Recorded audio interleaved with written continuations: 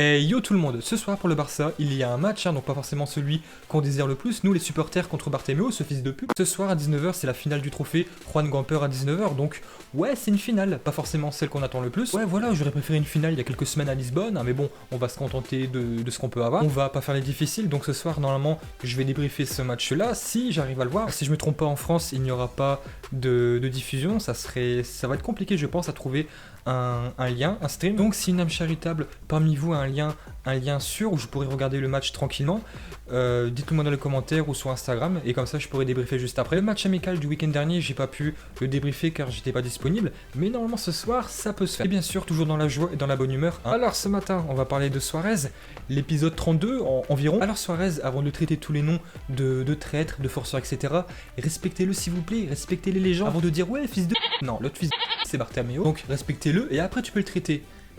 Suarez, hein, pas Bartomeu. Suarez à la Juve, c'était vraiment très très bien parti, et j'avoue que ça aurait été plutôt sexy. À l'Ajax, tu brilles, à Liverpool, tu exploses tout le monde, et bien sûr au Barça, c'est le Graal. Auparavant, j'ai déjà dit, je pense que je vais encore le dire plusieurs fois, pour moi Suarez sur la précédente décennie, donc 2010-2020, c'est le meilleur numéro 9 du monde. Suarez, là où il a vraiment fait la différence, c'est sur la régularité. Il s'est vraiment imposé comme tueur, pardon. Les Pays-Bas, l'Angleterre, l'Espagne, l'Italie, ça aurait été bien. Mais honnêtement, Suarez à la Juve, ça m'aurait fait un petit peu chier, voilà, je le dis.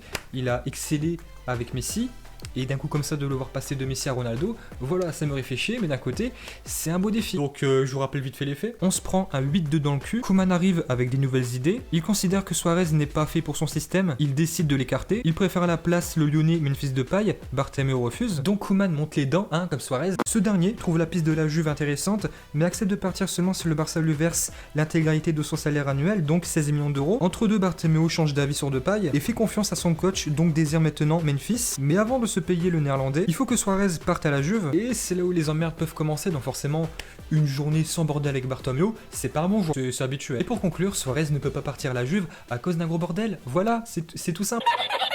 Alors que la Juve partait confiante à l'idée d'accueillir Luis Suarez, la direction serait désormais pessimiste, explique Goal Italy. L'attaquant du Barça doit passer un test de langue dans le but d'obtenir la nationalité italienne, mais le processus bureaucratique s'annonce plus long que prévu. Il faudra un certain temps avant que Luis Suarez puisse être considéré comme un citoyen italien et qui n'occuperait pas une place d'extra-communautaire dans l'effectif. Mais la Juve souhaite rapidement boucler l'arrivée d'un attaquant, une version confirmée par RAC1 qui annonce que sa situation civile ne pourrait pas être réglée avant le 6 octobre, ce qui le priverait donc de la phase de groupe de Ligue des Champions. Les Bianconeri sont face à un dilemme, patienter pour Suarez ou se positionner sur Edin Dzeko de l'AS Roma. Voilà, c'est ça. T'en penses quoi toi? Voilà, moi perso, le délire de l'extra-communauté, je l'ai jamais trop bien compris. Je sais que par exemple Messi a la double nationalité, espagnol et argentin. Thiago Silva brésilien et qui est donc maintenant aussi français. David Luiz qui est bien sûr brésilien et qui est aussi portugais.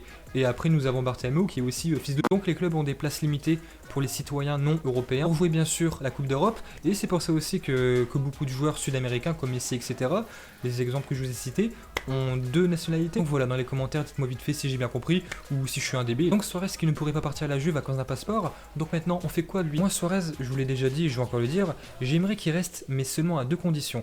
La première, c'est que Koeman le désire tout simplement, et la deuxième, c'est qu'il accepte un rôle de non titulaire, ou du moins pas titulaire indiscutable. Sinon ça ne sert à rien vraiment, et aux dernières nouvelles, Suarez n'a pas été retenu pour le match amical du week-end dernier. Donc ce soir, est-ce qu'il fera partie du voyage? On verra. Alors depuis hier, je vois beaucoup de rumeurs disant que Koeman est satisfait de l'intégration de Suarez, qu'il aime bien son mental, qu'il participe bien aux entraînements, qu'il est de bonne humeur, etc.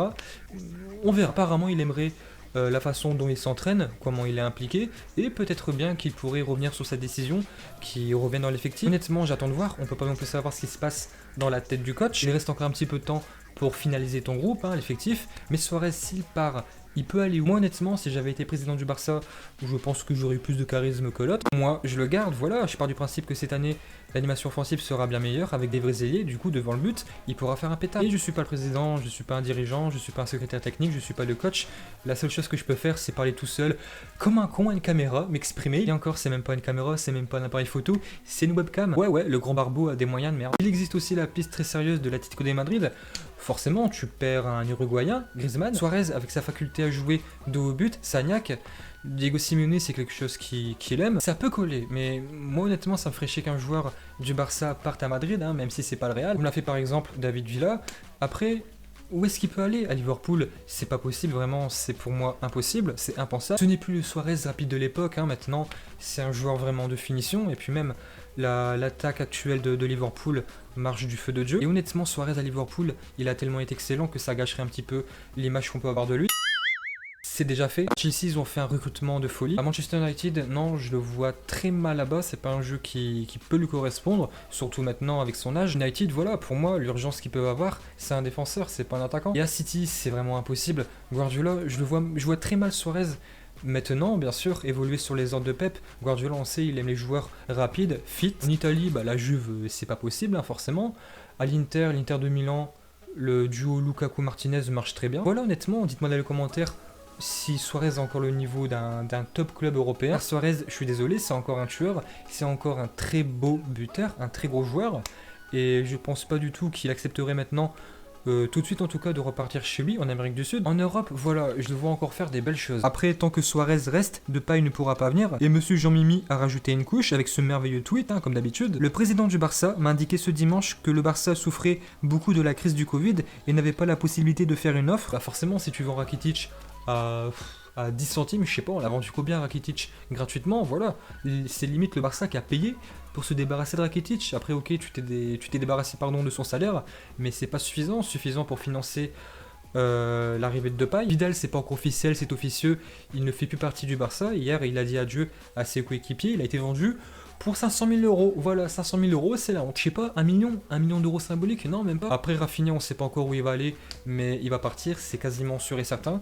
Donc Suarez, bah, il reste que lui à expulser, gentiment, bien sûr. Donc, il y a bien des discussions entre les deux clubs, le Barça et Lyon. Surtout qu'hier, Depay n'était pas titulaire face à Montpellier, donc on peut aussi se poser des questions. Comme j'ai dit aussi hier, Juninho s'est aussi exprimé dessus, donc voilà, les discussions, il existe, on peut pas le nier. Et voilà, Jean-Mimi, on le connaît, il a quoi, 124 ans, il lâche rien, il lâche pas l'affaire, il aime faire des tweets un petit peu n'importe comment, mais je pense pas qu'il ment, je pense pas du tout qu'il est en train de bluffer. Après, on sait très bien, le Barça a beaucoup souffert du Covid. Les pertes sont estimées à 200 millions d'euros. 200 millions, voilà. Moi, qu'est-ce que je ferais avec 200 millions d'euros? Je me paye quoi, 650 plus? Donc voilà, je sais pas du tout comment le Barça va se démerder, s'ils vont garder Suarez. Mais ce qui m'énerve en fait, c'est que normalement, ça y est, Depay, c'est fait. C'est juste le transfert un petit peu avorté de Suarez qui bloque un petit peu tout, comme j'ai dit hier sur ma précédente vidéo. Donc voilà, bienvenue dans le monde de Bartomeu, un monde désordonné. Et puis voilà, nous, on se dit peut-être à ce soir, si j'arrive bien sûr à regarder le match, hein, je sais pas du tout comment je vais faire, mais bon, allez, ça va aller. Et bien sûr, yo tout le monde. Et bien voilà, j'espère que vous avez aimé cette vidéo. Si c'est le cas, abonnez-vous à la chaîne Auto à mon Barça, un commentaire, un pouce bleu, ça nous fait plaisir. Et nous on vous dit à la prochaine. Yo tout le monde!